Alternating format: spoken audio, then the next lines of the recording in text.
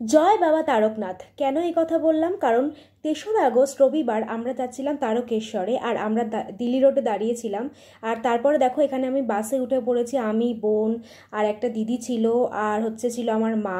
আমরা 4জনে মিলে যাচ্ছিলাম। আর বাসে ছিল অত্যন্ত লেভেলের ভিড়, কি পরিমাণ যে ভিড় ছিল। আর আমার বোন এখানে কি করছে, আর দেখো মা ওখান থেকে টাকা বার করছে বাসে কন্ডাক্টরকে দেবে বলে।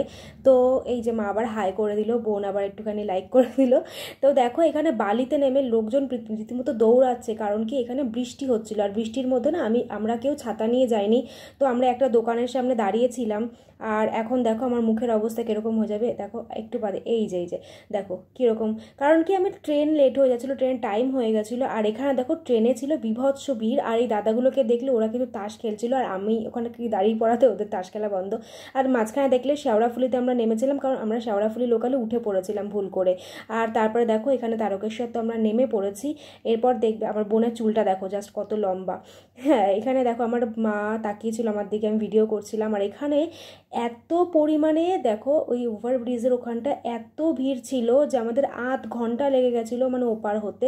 তারপরে এখানে দেখো কতগুলো ছেলে, কেউ পুজো দিতে যাচ্ছে, কেউ বা পুজো দিয়ে বাড়ি ফিরছে।